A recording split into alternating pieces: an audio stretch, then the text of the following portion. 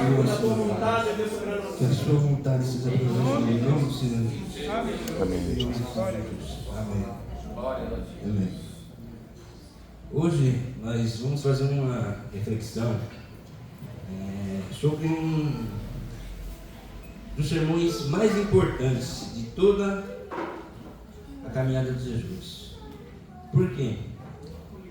Esse sermão é o sermão que dá base para todo o ministério de Cristo, o famoso Sermão do Monte.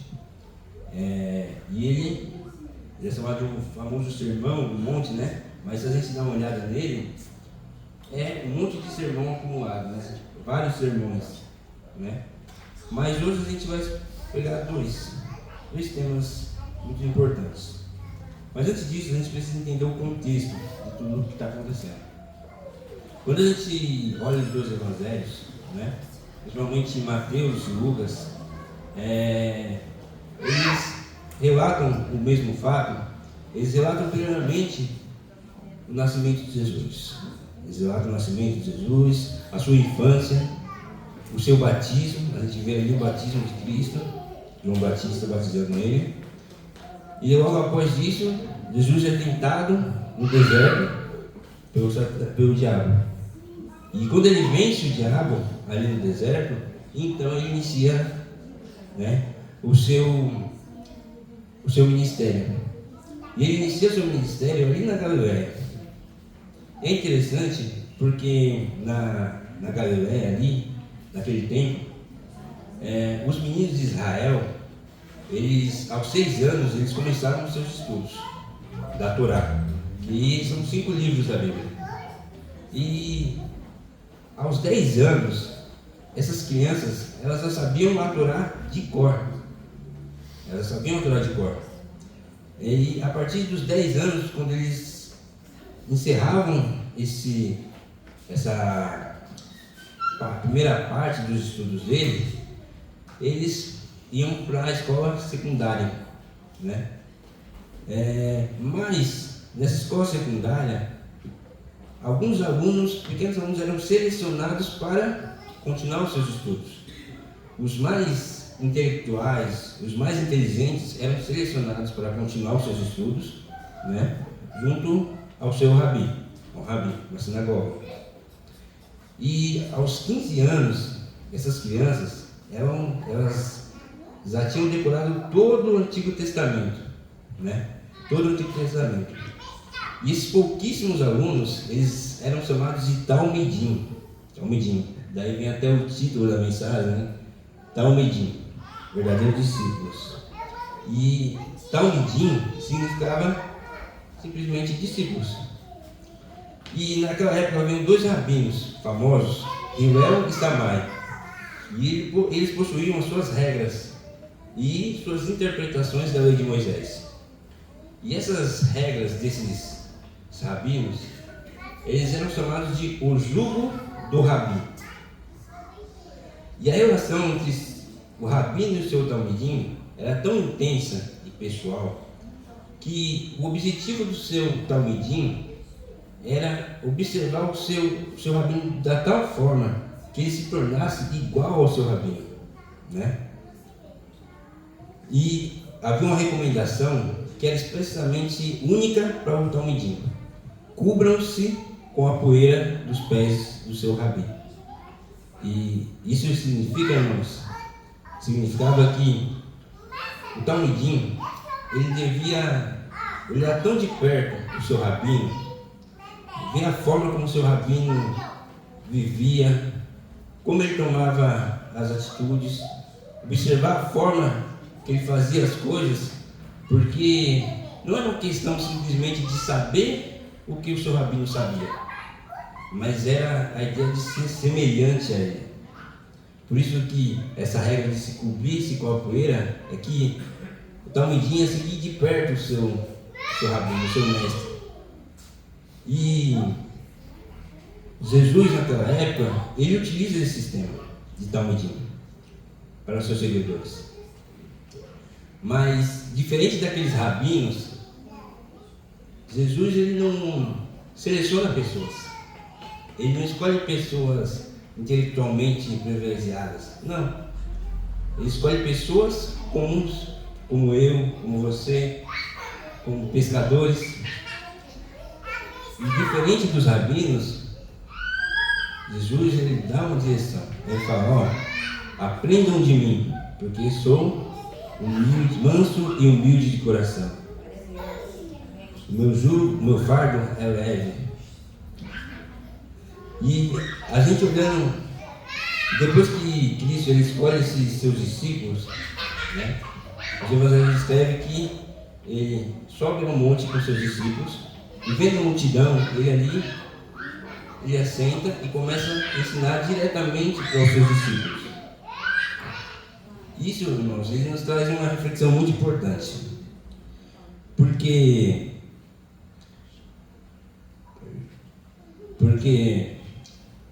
apesar de ter uma multidão ali, e a gente vai ver isso em Lucas, apesar de ter uma multidão enorme ali ouvindo os ensinamentos de Cristo, Jesus ele direciona esse ensino diretamente aos seus discípulos, né? Em Lucas a gente vai ver que Lucas ele fala que quando Cristo subiu a montanha, sentou ali para ensinar aos seus discípulos, tinha uma multidão de discípulos e uma multidão de pessoas que vinham de toda a Judéia para ser curado, né, para ouvir os ensinamentos de Cristo. E isso nos traz uma primeira reflexão muito importante, irmãos. Nem sempre as multidões são constituídas de discípulos. Das multidões que seguem a Cristo, existem discípulos e pessoas que não são discípulos. É importante entendermos isso, irmãos, pois que o que Mateus e Lucas querem nos mostrar com isso é que a multidão e os discípulos, eles ouvem a Cristo, eles ouvem o ensinamento de Cristo, eles ouvem a doutrina de Cristo e se maravilham com isso.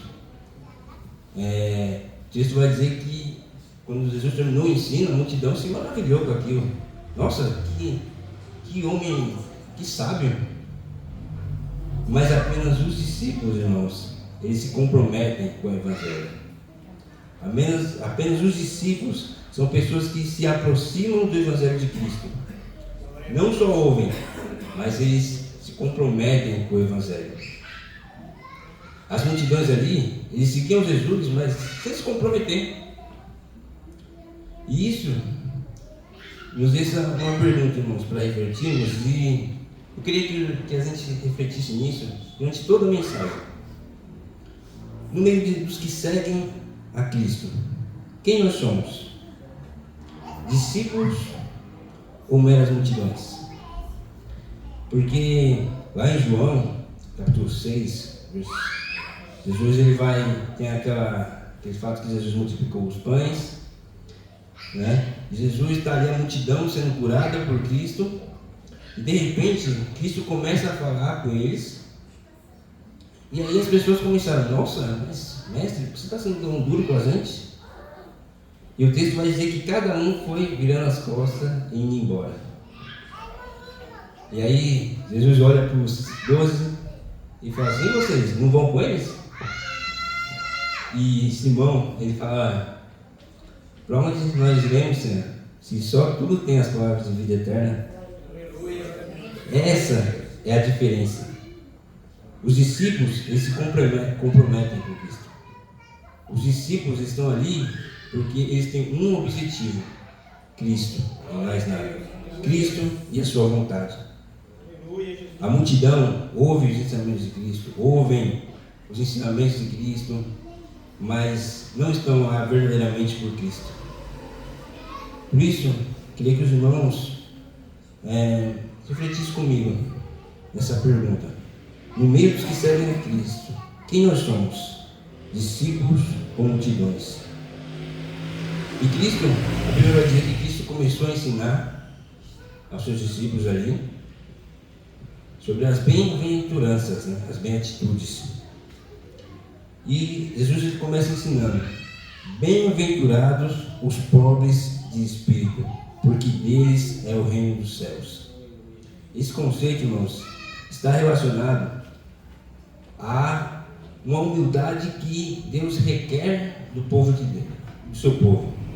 Uma humildade, uma consciência total da sua falência espiritual e moral. E o reconhecimento da sua total dependência de Deus. Porque, irmãos, o estilo de vida de um discípulo de Cristo é totalmente diferente das pessoas que vivem os padrões desse mundo.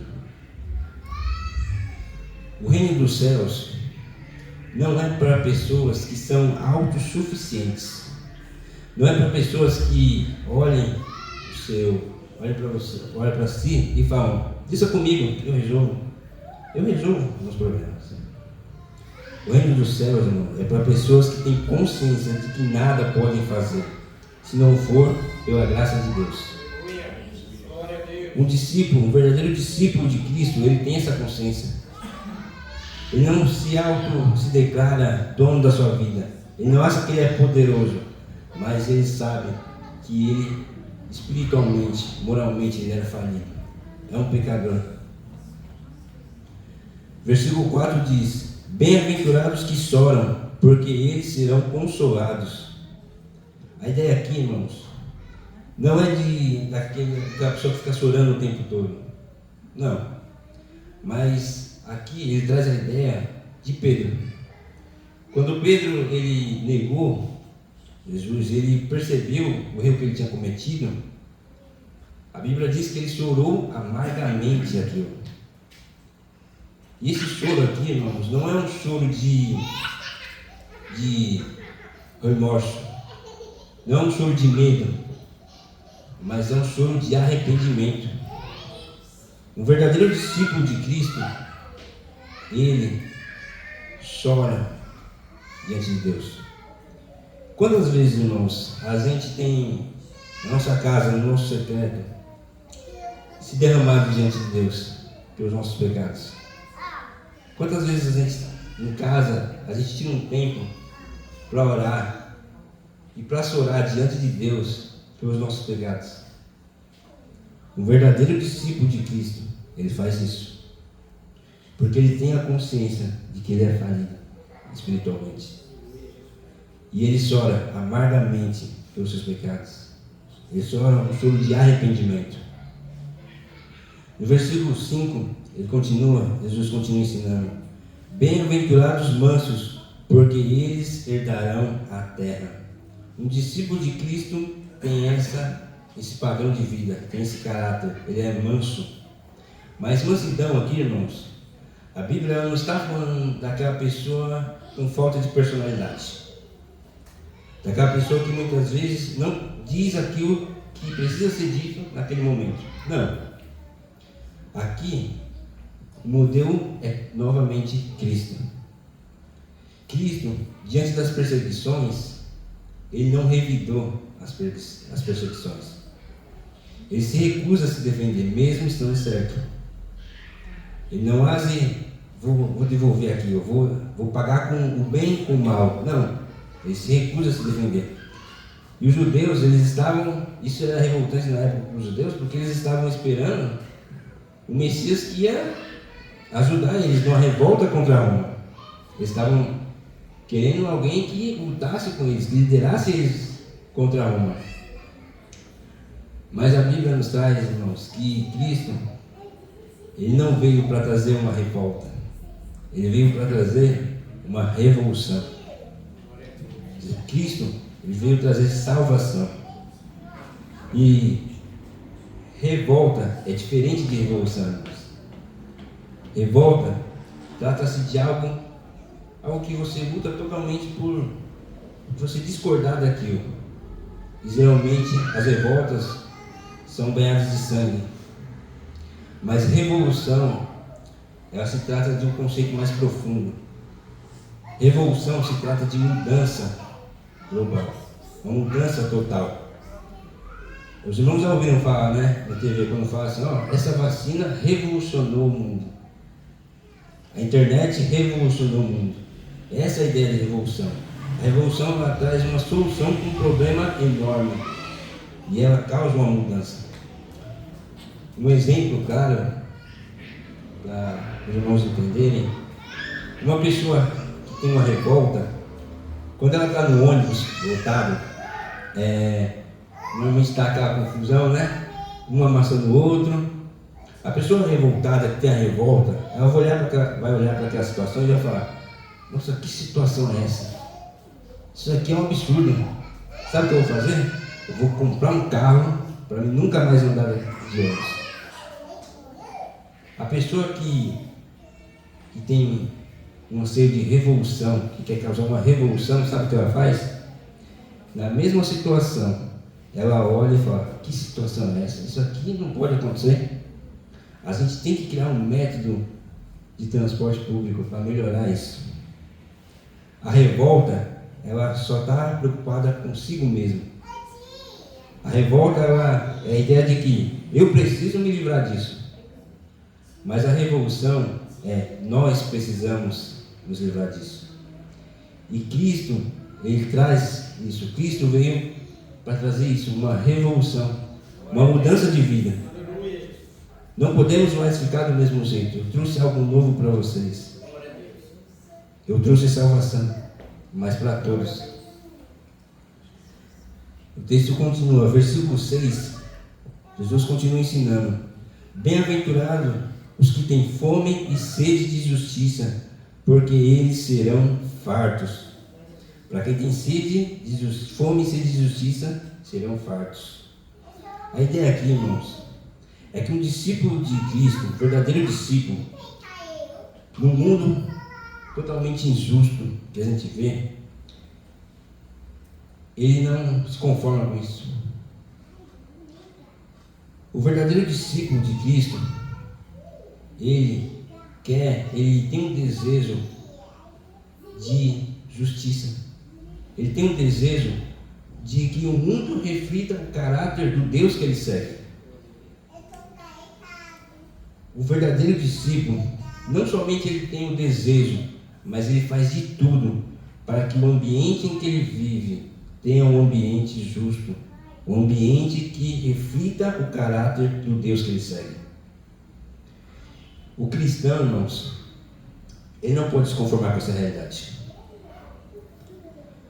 Se as injustiças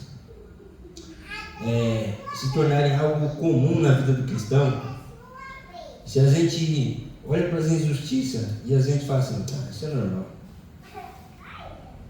e isso não incomoda a gente tem que se reavaliar, né? Se a gente é um cristão verdadeiro, se a gente segue esse Deus que é justo, né? Um cristão, um verdadeiro discípulo, ele se incomoda com a justiça. E para esses que se incomodam, Jesus dá uma promessa: eles serão fartos. Jesus continua ensinando para os seus discípulos: bem-aventurados os misericordiosos, porque eles alcançarão misericórdia. E aqui, irmãos, o conceito é simples. É o acolhimento desinteressado. É fazer o bem sem esperar algo em troca. É ajudar as pessoas, é perdoar as pessoas, sem interesse próprio. E aqui, mais um exemplo claro que a gente tem, é o nosso próprio Cristo. Quando naquela cruz, ele olhando para aquelas pessoas que tinham crucificado, e ele fala: Pai, perdoa-os, eles não sabem o que fazem. Cristo, vendo todas as pessoas ali que crucificaram ele ainda pede para Deus perdoar eles, mesmo sabendo o que as pessoas tinham feito para ele. O cristão, irmãos, que não tem a misericórdia como algo fundamental na sua vida, como fundamento na sua vida, ele perde isso, ele não alcançará a misericórdia. Jesus, ele continua ensinando mais uma vez aos seus discípulos: Bem-aventurados os limpos de coração, porque eles verão a Deus. Olha isso, irmãos, a contemplação de Deus. E o texto aqui, irmãos, o que ele quer dizer é que a contemplação, ela não é para os inteligentes da fé, muito menos para aquelas pessoas que cumprem as regras direitinho e falam: olha como eu sou santo, olha como eu cumpro as regras, eu mereço ver a Deus. Não. A contemplação de Deus requer a purificação das raízes de todos os males, a raiz de todas as nossas decisões que a gente toma na vida, o nosso coração. Por isso, irmãos, o verdadeiro discípulo, ele sempre vai pedir: Deus, sonda o meu coração, vê se há em mim algum caminho mau. O verdadeiro discípulo, ele sempre vai suspeitar das suas boas intenções, sempre vai suspeitar das suas ideias de Deus, das suas ideias do Evangelho. Ele sempre vai suspeitar. Quando não fazemos isso, corremos o sério risco, irmãos, de usar as Escrituras e usar a igreja para fazer aquilo que Deus não quer que a gente faça. E aí cresce um sentimento na gente, o orgulho. Olha como eu sou piedoso, olha como eu sou humilde, olha como eu faço de tudo, olha como isso aqui vai acontecer porque eu faço de tudo, eu faço tudo certinho, eu guardo o sábado certinho, isso é eu que estou no comando, eu vou fazer, vai dar certo, porque sou eu. Não, irmãos. E abrindo um parênteses aqui, irmãos, esse mês a gente fala muito de posicionamento. E eu acredito, irmãos, que talvez o primeiro posicionamento do cristão é esse aqui. É ter a mesma experiência de Tomé. Vocês lembram de Tomé, né? Só que é o inverso. Tomé, ele desacreditou da ressurreição de Cristo. Ele não acreditou. Ele duvidou da ressurreição de Cristo. Mas a gente, irmãos, temos que duvidar da ressurreição do nosso coração, sempre que o nosso coração se acha tão poderoso. Sabe? Quando ele se acha santo. Quando ele se acha: nossa, olha, eu sou melhor do que aquele ali. Por isso, o primeiro posicionamento do cristão não é fazer as coisas. É, antes de fazer as coisas, pedir a Deus: Deus, sonda o meu coração. Será que o que eu estou fazendo, será que eu estou fazendo por mim ou por você? Porque, irmãos, nosso coração é enganoso. E o verdadeiro discípulo sabe disso. E Jesus continua. No versículo 9 ele fala: bem-aventurados pacificadores, porque eles serão chamados filhos de Deus. Veja, Cristo ele não está falando de pacíficos. Pacíficos normalmente é aquela pessoa que corre do confronto. Normalmente é aquela pessoa que não quer problema. Então ela fala assim: eu estou fora. Deixa os outros que se matem ali, eu vou sair fora daqui. Não, irmãos. Isso daí é o chamado medroso. Mas pacificadores aqui, irmãos, ele é ativo. É aquele que estabelece a paz. E mais uma vez aqui, o modelo é Jesus. Pois ele estabeleceu a paz entre nossa relação com Deus. Cristo, ele entra no meio da nossa relação. Jesus ele se coloca no meio para estabelecer a paz. Por isso que os pacificadores, quando eles entram no meio, eles não tomam partido. Não. Os pacificadores, eles se colocam no meio. É a mediação. É impedir que um leve o golpe do outro e vice-versa. E muitas vezes isso significa sofrer o golpe para que o outro não sofra. E, sendo sincero, irmãos, isso é uma característica que falta muito na igreja. Falta muito nos discípulos de Cristo. Pacificadores, pessoas que estabelecem a paz. Bem-aventurados que sofrem perseguição por causa da justiça, porque deles é o reino dos céus. As pessoas que lutam pela justiça de Deus, que não aceitam as injustiças, elas vão sofrer perseguições. Elas vão sofrer perseguições. Elas vão lutar pela paz, mas elas serão perseguidas. E o que Jesus está dizendo aqui, irmãos, é que vocês serão diferentes. Vocês serão diferentes. E serão perseguidos por causa disso. Mas não se escondam. Não se escondam. Por quê? Porque vocês são sal e a luz desse mundo. Nós somos chamados para abençoar o mundo que nos persegue. Olha. Quando os padrões que Cristo estabeleceu para o seu povo se desenvolvem na nossa vida, aí sim a gente tem força para enfrentar o mundo lá fora. Romanos capítulo 12, versículo do 1 ao 3, ele diz assim: portanto, irmãos, rogo pela misericórdia de Deus, peço que se ofereçam o seu corpo como sacrifício vivo, santo e agradável a Deus. Este é o culto racional de vocês.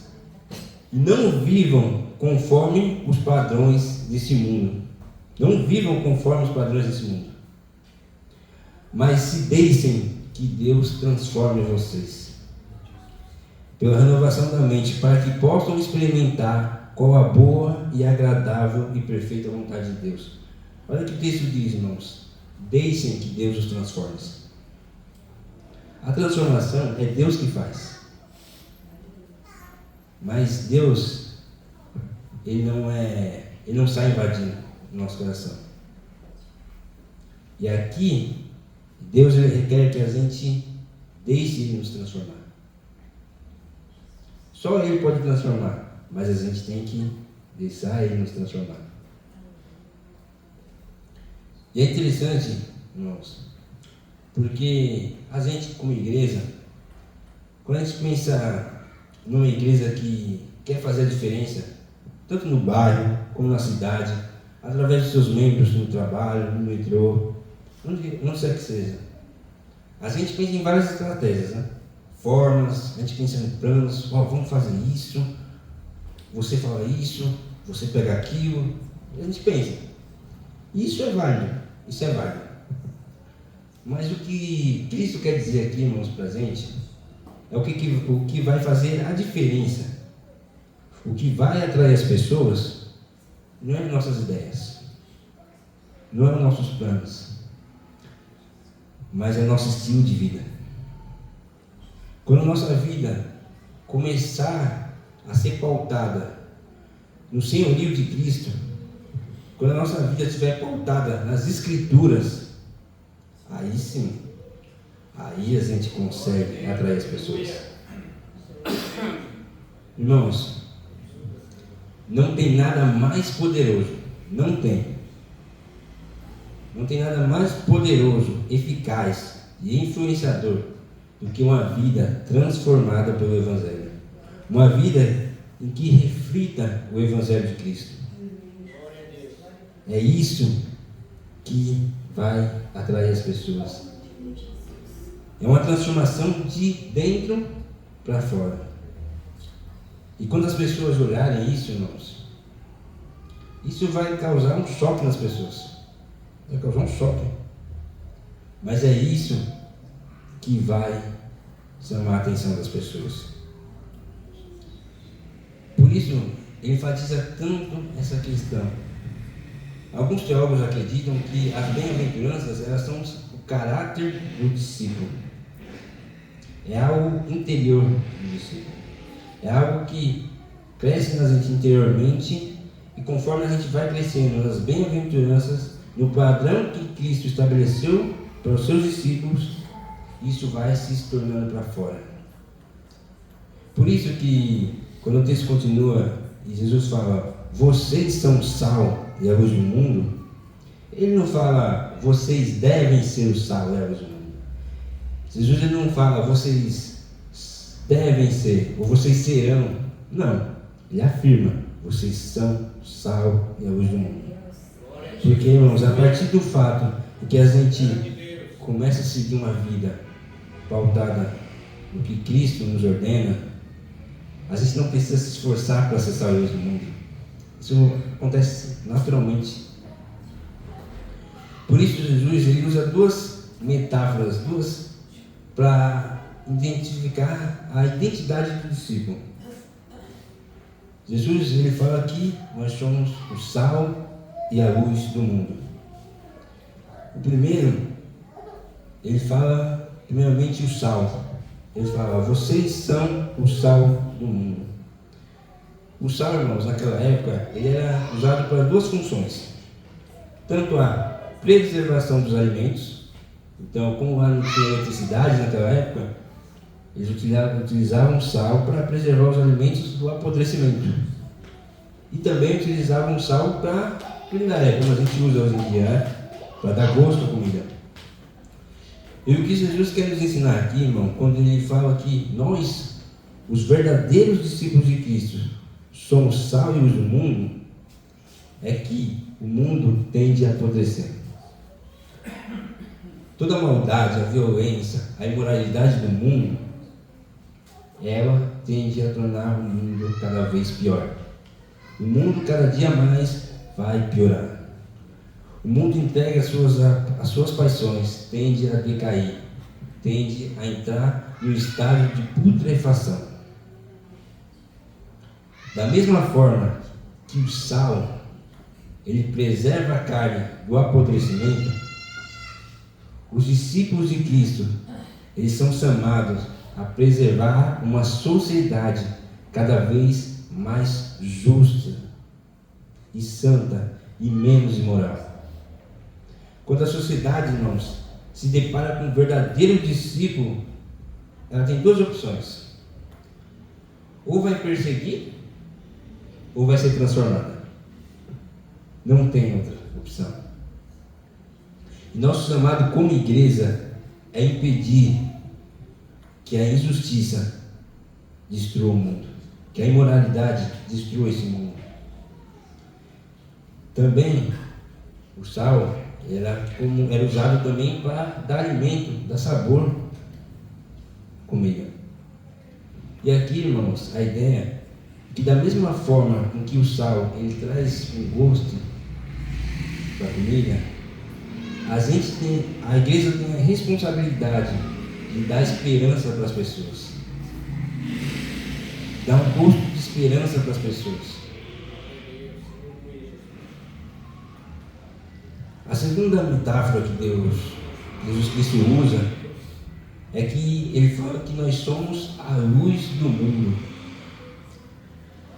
E o que Jesus está dizendo é que o mundo está em trevas. O mundo ele não enxerga a sua própria situação. O mundo ele tem uma ideia totalmente errada sobre ele. No mundo todo mundo é bom, todo mundo é legal, todo mundo é um cara legal. Só não tem Deus. Mas o que a Bíblia nos diz, irmão, é que sem Deus falta tudo.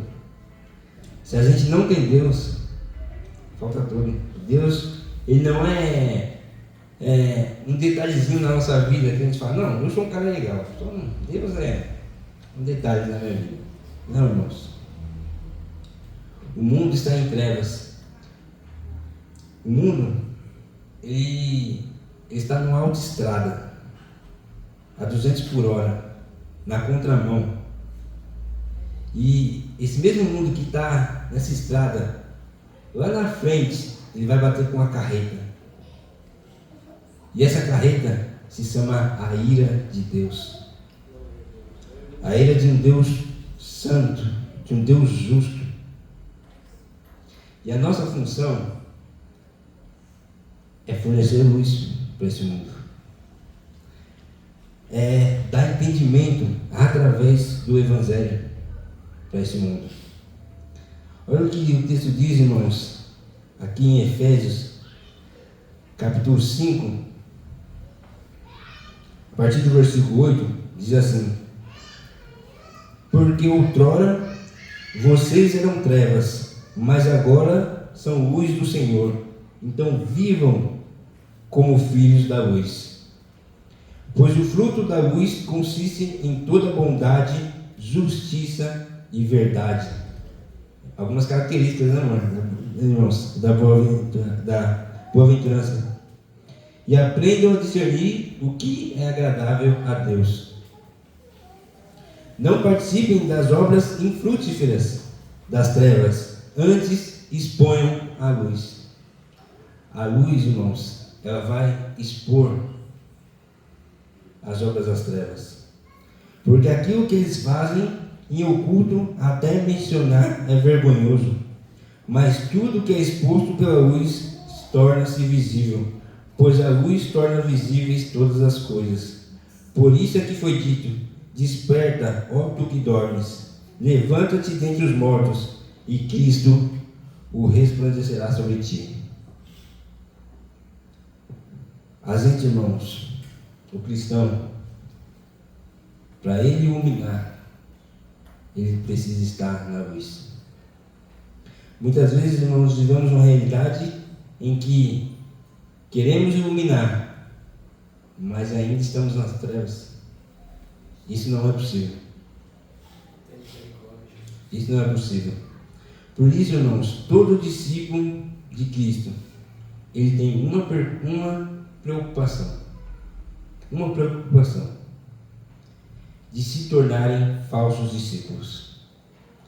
E aqui, irmãos, se tornarem falsos discípulos, na verdade, eles não são discípulos, mas eles têm a ideia que eles são discípulos. E esse é o grande problema. Aqui, perguntar aqui para os irmãos: alguém aqui já foi em algum rodízio de sal? Quem aqui já foi em rodízio de sal? Falou assim: ó, amor, hoje à noite se arruma, fica toda bonita, que hoje a gente vai fazer uma degustação de sal. Quem aqui já foi? Ninguém, né? Quem aqui já foi no museu e ficou assim olhando para a luz assim: nossa, que luz bonita, né? Acho que eu vou levar para casa, vou comprar essa luz aqui. Ninguém, né, irmãos? Por quê? A luz, ela não serve para iluminar a si própria. A luz, ela ilumina as obras.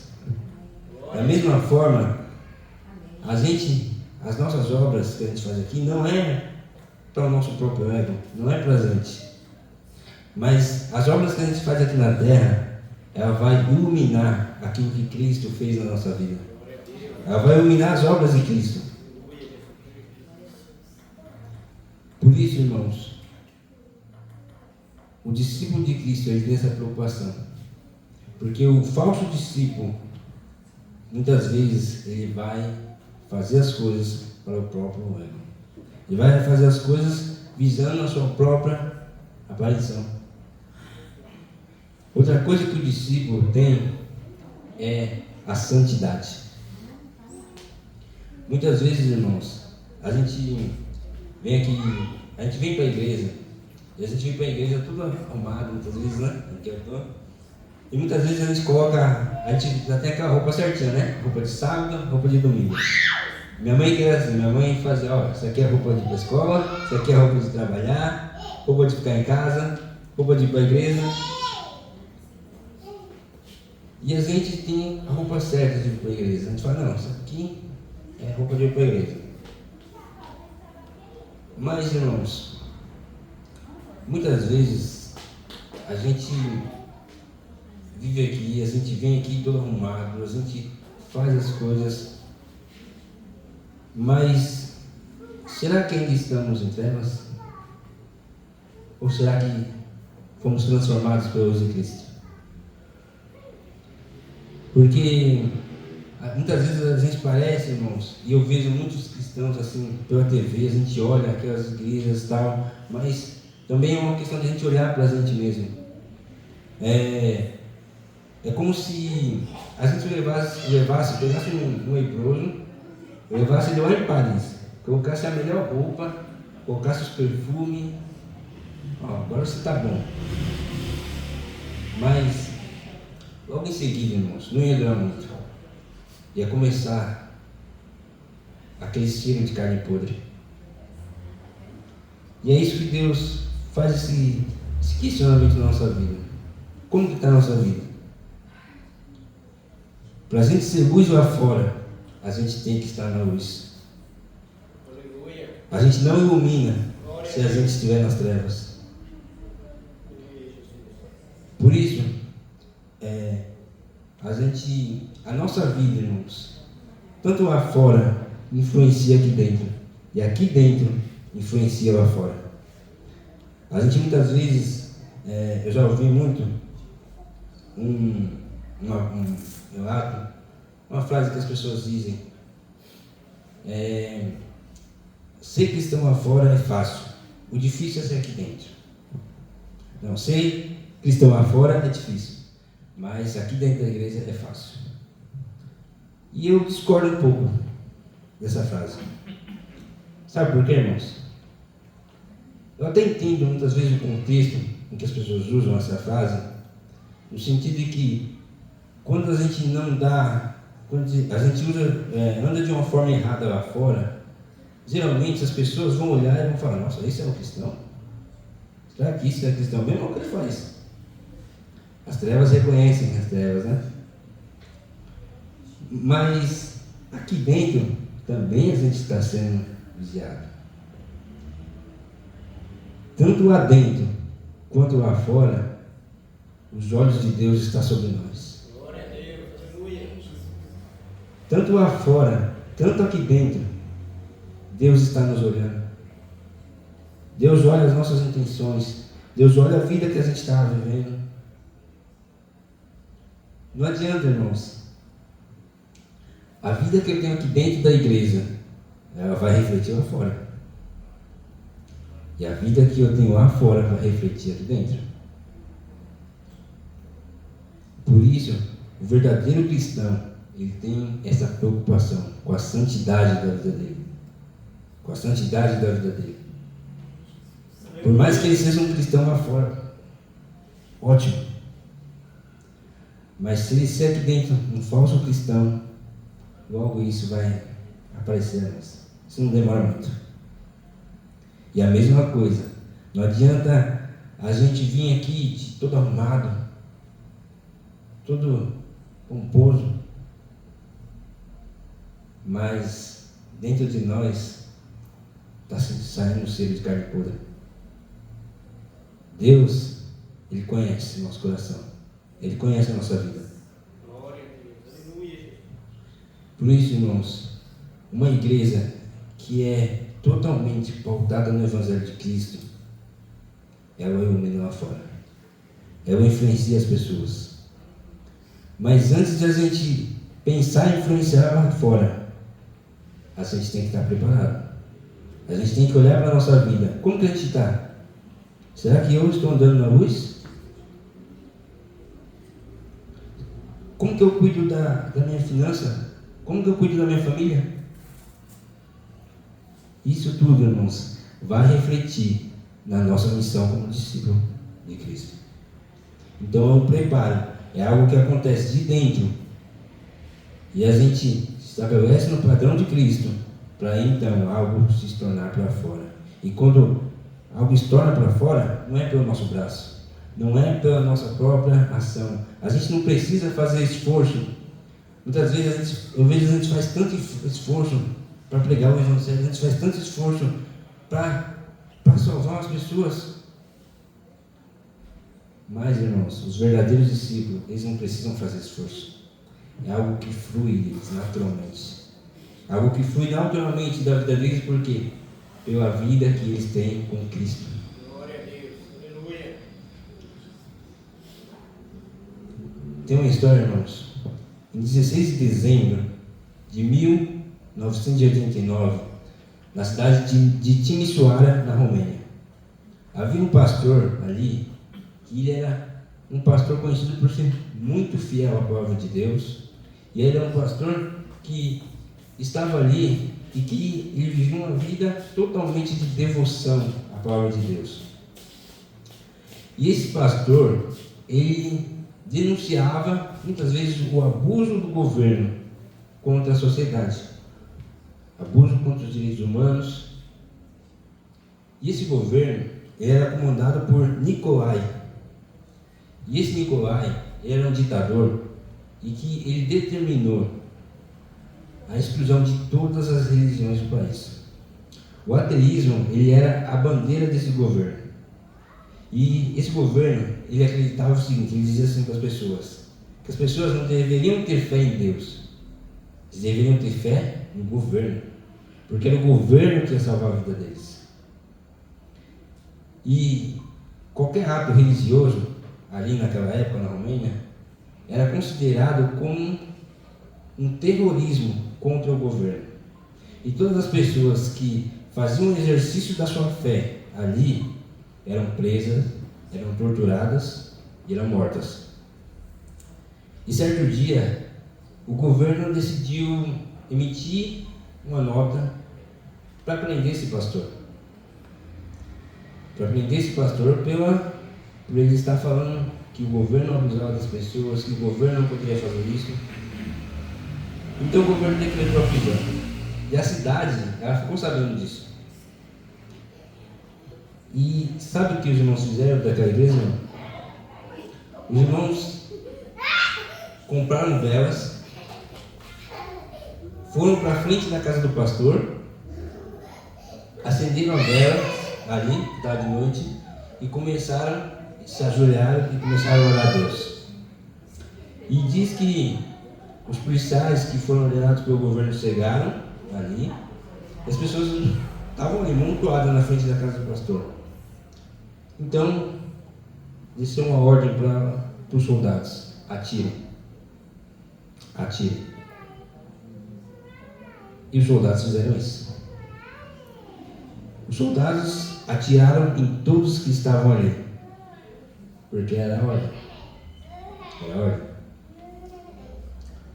E quando os policiais começaram a atirar, começaram a se ouvir as pessoas cantando, as pessoas dizendo: Deus existe, liberdade, liberdade.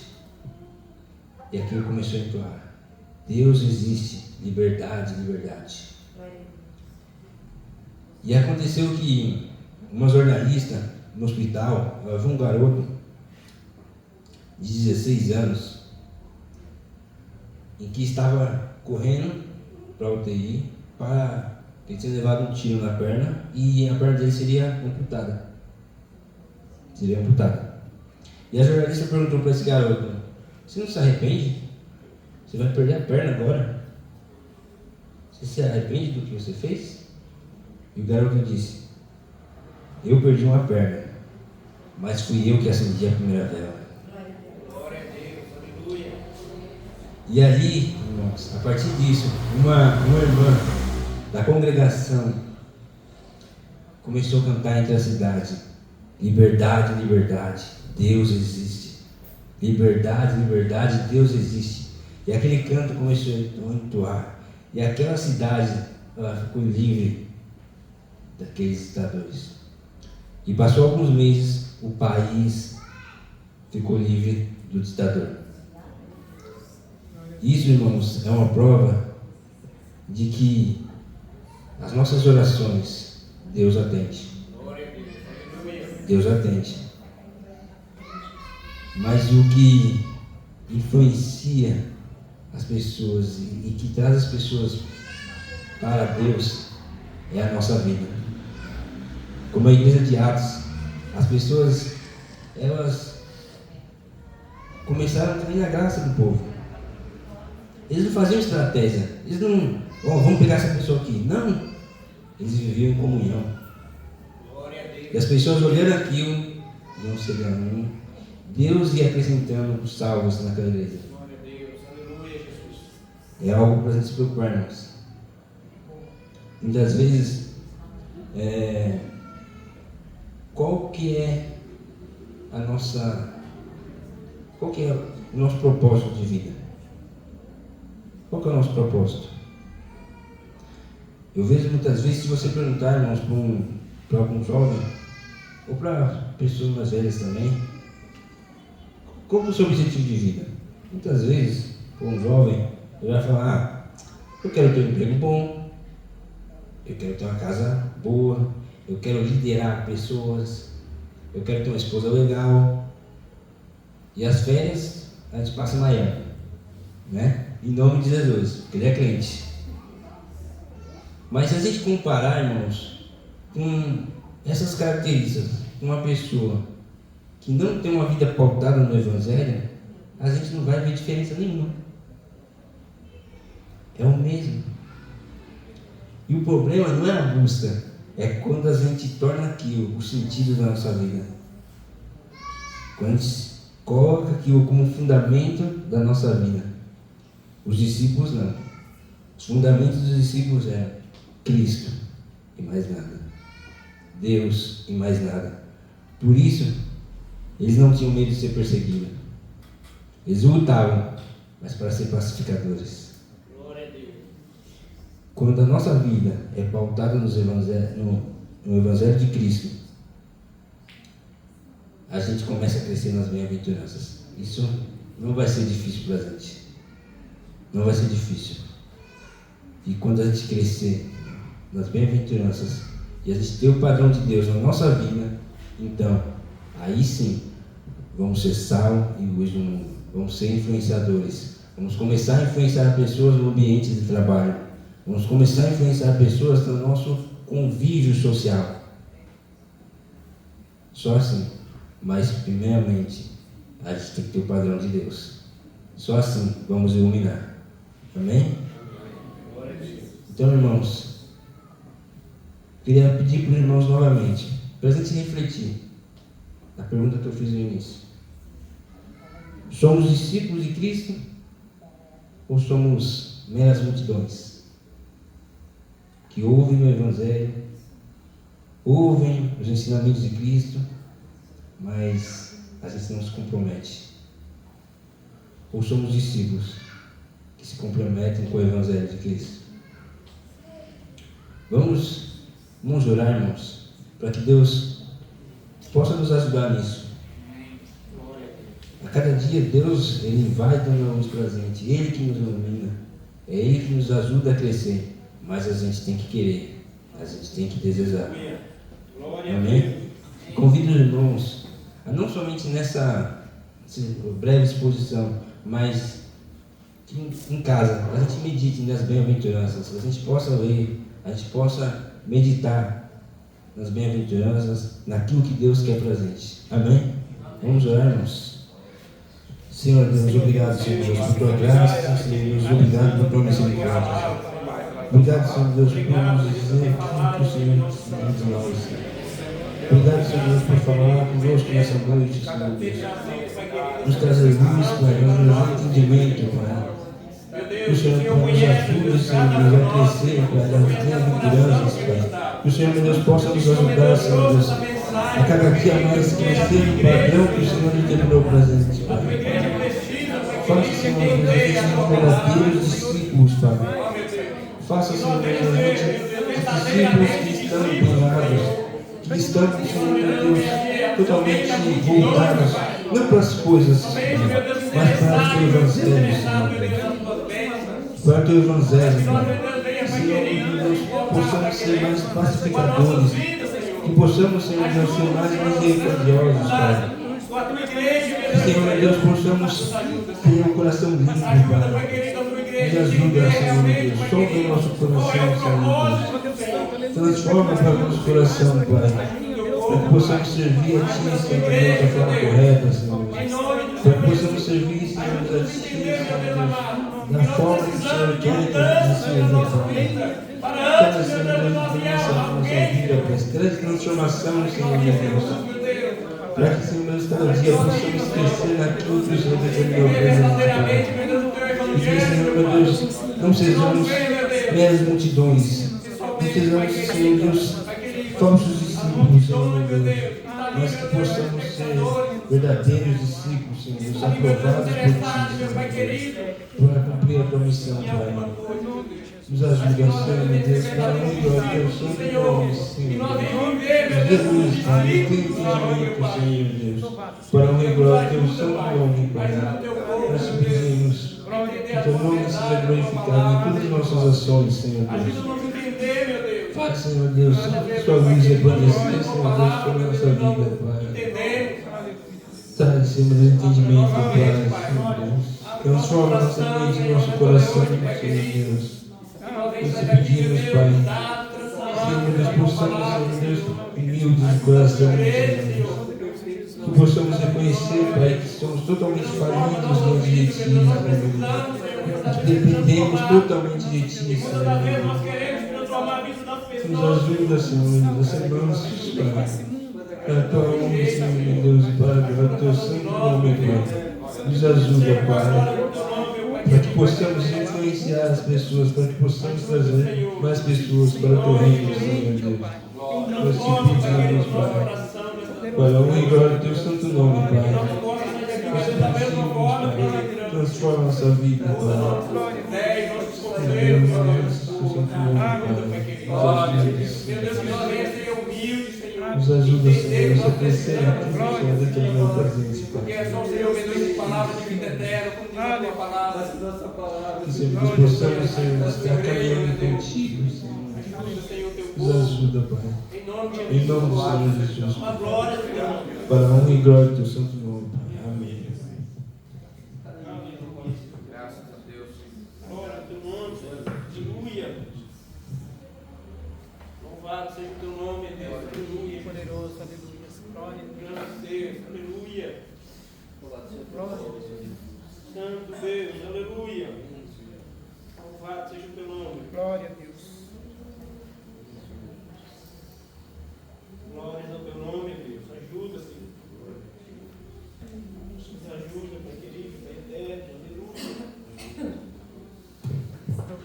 Deus tem falado à sua igreja, irmãos, né? E a grande indagação de Apocalipse, com aquela pergunta e uma grande exclamação, é: quem tem ouvido, ouça o que o Espírito diz à igreja, né? Existe muita gente desapercebido, né? Como se essa palavra não fosse preciosa, como uma palavra sem valor, mas Deus tem sido fiel, Deus tem falado, Deus tem orientado a igreja nesses últimos dias, e isso, na minha concepção, é um grande alerta ao povo de Deus a permanecer fiel diante do Senhor Jesus. Amém? Amém. Glória a Deus. Louvado seja o nome do Senhor por essa palavra. Que Deus continue abençoando o nosso irmão Juninho cada dia, para que ele seja esse instrumento na mão de Deus na palavra do Senhor Jesus. Amém?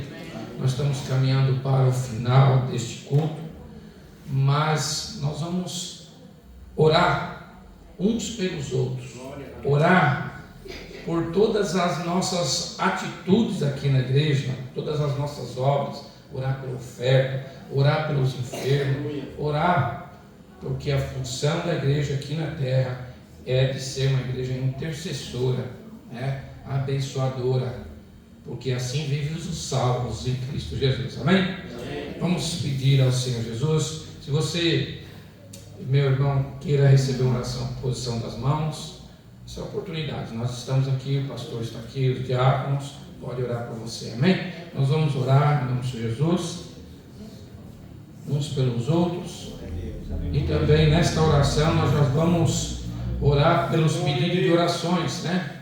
Por aqueles irmãos que confiam na oração desta igreja. Quem é a igreja? É você, sou eu, né? É aquele a qual Deus alcançou, irmãos.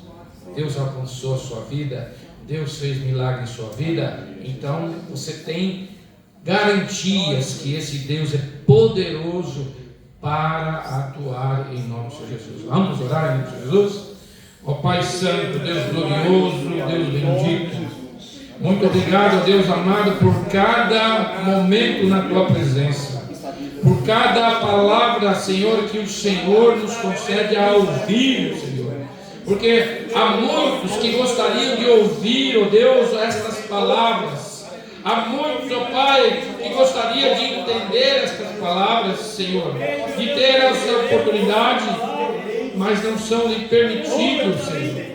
Mas nós sabemos que o Senhor age de muitas maneiras.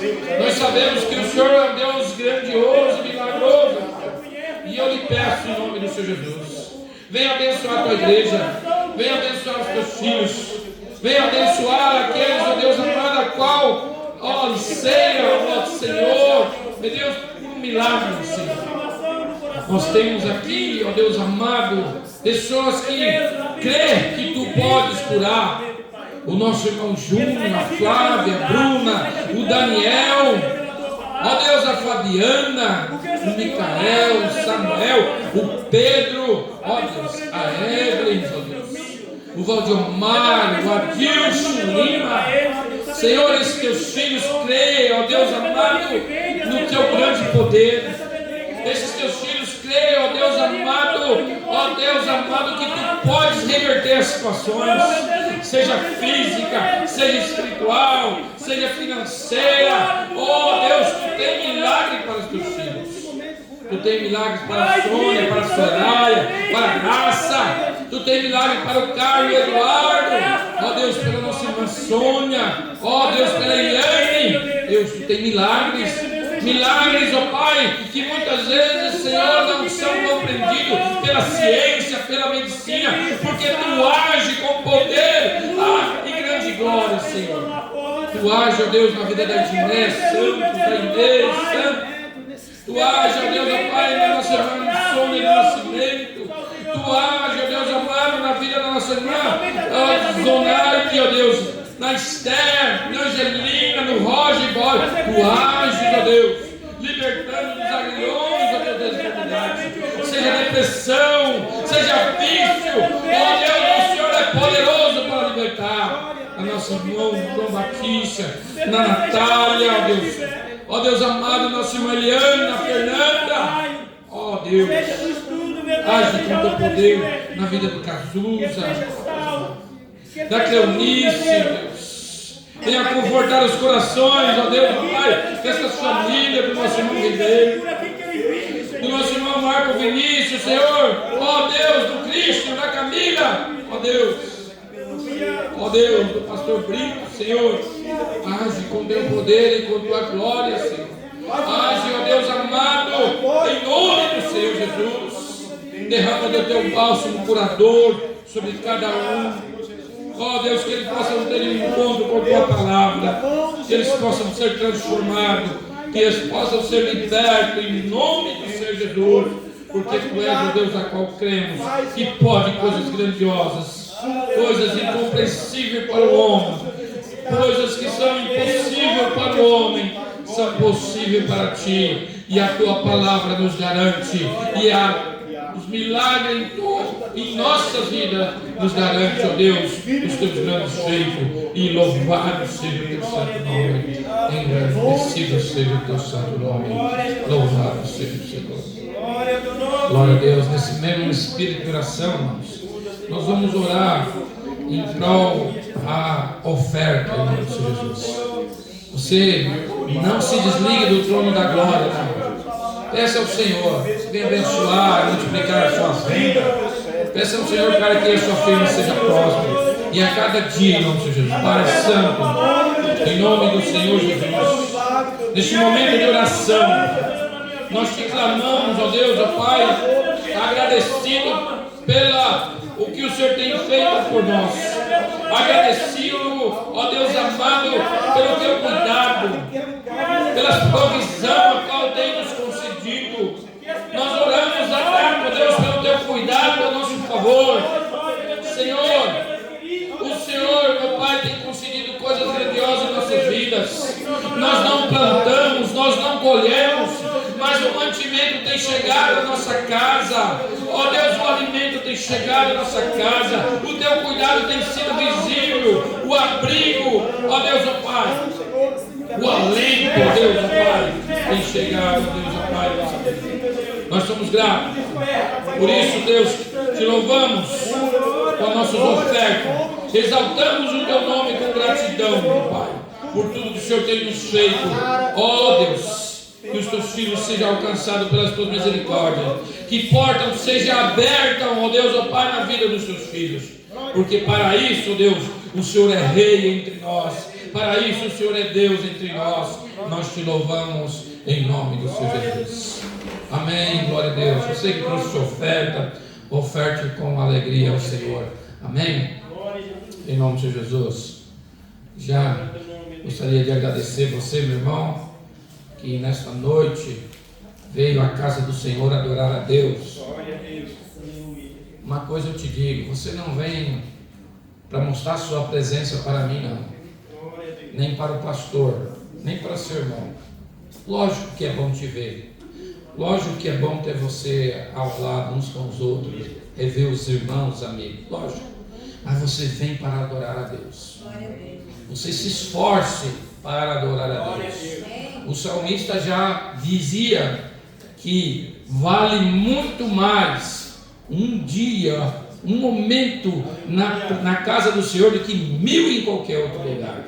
Então é precioso estar na presença do Senhor Jesus. Amém? Deus te abençoe.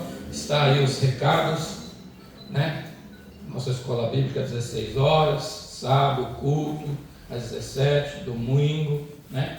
Que você possa adorar a Deus. Nós temos mais algum recado, irmã Aline?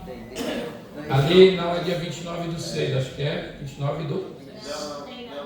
Tá errado. Está errado? Tá bom, aquela lá já foi, né? Aí a reunião após o culto, né? Sábado, dia 27. Tá bom? Próximo culto na praça. Eu perdi esse culto, irmão, mas eu avisei o pastor aí. Eu estou nesse mês meio de férias, viu, irmãos? Eu tinha só essa brecha aqui, não deixei de vir à igreja. Sábado que vem já vou perder algo especial aqui, ó. Não vou estar, vou perder. Já estou com o meu coraçãozinho apertado, mas já estava agendado, irmãos. Os irmãos me perdoam, tá bom? Quero agradecer a presença de todos. Olha aqui, lição das crianças. Você possa ajudar, você que não tem criança, ajude, adote uma criança. O departamento ali precisa da sua contribuição, né? Isso é muito, muito importante. Todos os sábados, às 15 horas, né? Nós temos aí o nosso jardim de oração, campanha do quilo, né? É a nossa jornada, irmãos. Irmãos, é a nossa jornada. Aquele que o cristão verdadeiro às vezes não precisa nem do recado, ele já sabe que é sua missão. É missão ofertar, ajudar, contribuir na obra do Senhor, né? Nós temos data, temos dias, porque somos de datas e de dias, mas a função independente.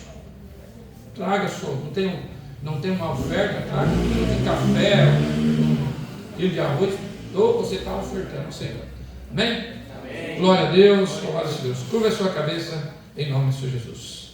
Que a graça do nosso Senhor Jesus Cristo, o grande amor de Deus, o nosso Pai, e a comunhão e a consolação do Espírito Santo seja com todo o povo de Deus. Amém e amém. Dê um abraço para o seu irmão.